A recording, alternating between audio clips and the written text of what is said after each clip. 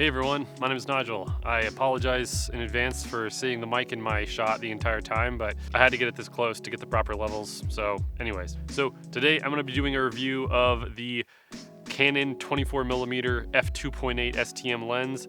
Now, there have been a few reviews about this lens before, but like my ADD review, I wanted to do a review of this lens that kind of answered some questions that I had before I got it, and that is the focal length and can you vlog with it and like make YouTube videos, the autofocus, and then finally the sharpness. Those are the three things that I really wanted to know as a video shooter, and I feel like a lot of the reviews about this lens were more geared towards photographers, so hopefully this will help any filmmakers or YouTubers out there. And I think this lens kind of is in the same boat as the ADD, whereas like serious filmmakers don't really pay it any mind because they're just going to get the Sigma 18-35 anyways and not worry about all of these smaller, cheaper primes.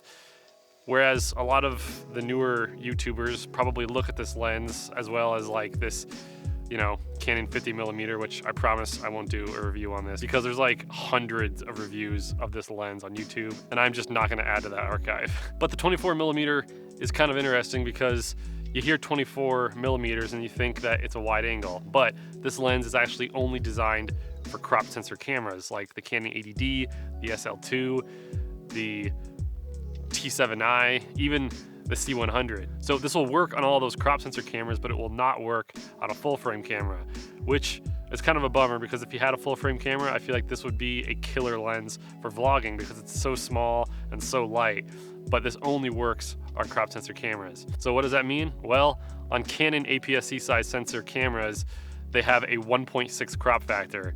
So you take the focal length of the lens and then you times it by 1.6, and that gives you the 35mm full frame equivalent field of view. So a 24mm would translate to like a 38mm. So really 38mm is not very wide, and it's not what you would really consider a wide angle lens for vlogging. So this definitely isn't a lens that you would just put on your SL2 or your T7i or even your ADD and just hold out at arm's length and just vlog with it. So as you can see, I can hold it out at arm's length and still get my whole face in the shot, but still it's just not quite wide enough to be a vlogging lens, at least in my opinion. But if you make YouTube videos similar to mine, where they're not really, vlog style videos, I'm not like holding it out, taking you guys with me throughout my day, I usually just make not super produced videos sharing tips about filmmaking. So for my purposes, I can just put it up on a tripod and film myself at my desk, which in those scenarios, I think it works out pretty good. I mean, 38mm isn't super like telephoto, but it's not super wide either. So I think that it makes your face look as natural as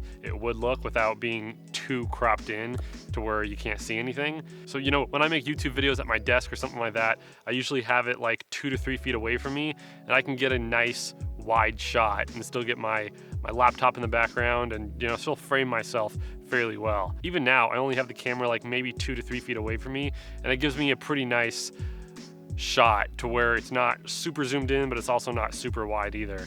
If I had like a 10-18 or 11-16 on there, I would have to bring it in a lot closer in order to actually get the shot that I was trying to get with this lens. So as far as a vlogging type lens, you're really not going to be holding it out in front of you and doing that kind of vlogging with this lens. But if you're just going to be making YouTube videos and you have a decent amount of space, you can just back your tripod up and get a really good shot. Now, next up is the autofocus. As most of you know, I've switched over to the Canon ADD for my YouTube videos. Now, the dual pixel autofocus on this camera is awesome, but in order to get the most out of it, you really do need to use STM lenses and newer Canon lenses to get the best performance out of the dual pixel autofocus. So this being a slightly newer lens that has STM technology, which stands for a stepping motor lens, it makes it really quiet and really accurate. So as far as like noise, there is a little bit of noise when this lens is hunting a lot, but honestly, not that much. If you have a shotgun mic on top of your camera, you're not gonna hear the autofocus noise. When it has to like, you know, do a pretty severe rack focus, that's when you'll hear it the most. But honestly, this is a pretty quiet lens, and you could put a shotgun mic right on top of your camera and film with it, and you won't hear the autofocus noise of this lens. It's not going to be something that's apparent in your videos at all, so you shouldn't really have to worry about it. And that's what I really like about the 80D and all the other Canon cameras with dual pixel autofocus, is that it's just one less thing you have to worry about. You can just put it on face tracking, or, you know, even single point AF, and it'll keep you in focus really nicely. So the autofocus of this works perfectly, and its noise is very little, if not apparent at all. So sharpness. Now this is something that is not great on this lens. You have to keep in mind that it's only $129, so you can't really be expecting the sharpest image from a $130 lens.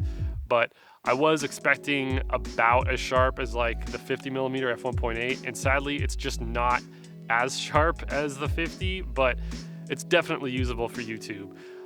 You know, coming from my GH3, I could have my 14mm pancake lens, which is a cheap lens as well, but on the GH3 with that cheap 14mm, I'm still getting really sharp images. It's not the same story with the 24mm and the 80D. They're just not as sharp images as I'm used to seeing on my GH3. But again, with the GH3, I didn't have the autofocus, and with the 80D, I do. So I'm just trading one thing for the other. I would say that having the, you know, really awesome autofocus is a little bit better than having, you know, slightly sharper video. Now keep in mind that this is a cheap lens and you can't really be expecting that much from it.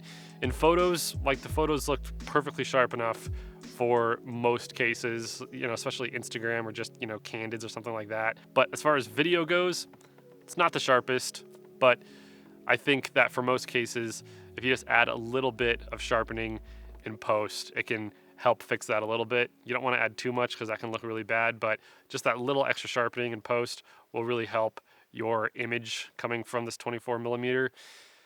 But yeah, at 130 bucks, you really can't be too picky. So that was my review of the Canon 24mm f2.8 STM lens. I think it's a great lens to have in your bag. It pairs really well with Canon cameras that have the dual pixel autofocus with its STM motor. The autofocus is great. The focal length is pretty good for most situations. And the sharpness, although not being as good as a lot of other Canon lenses, I think is perfectly acceptable for YouTube, as long as you just add a little bit of extra sharpening in post. But just remember, don't over sharpen your videos. It looks really bad. Anyways, I really hope you enjoyed this video. If you did, it'd be great if you hit the like button, and be sure to subscribe to my channel for more content, and even hit that bell if you want to be notified for when I upload new videos. There's also links to gear that I recommend in the description below, as well as a link to my Patreon, my selfie account if you want to pick up some LUTs. Anyways, thank you all so much for watching, and until next time, I will see you all later. Bye.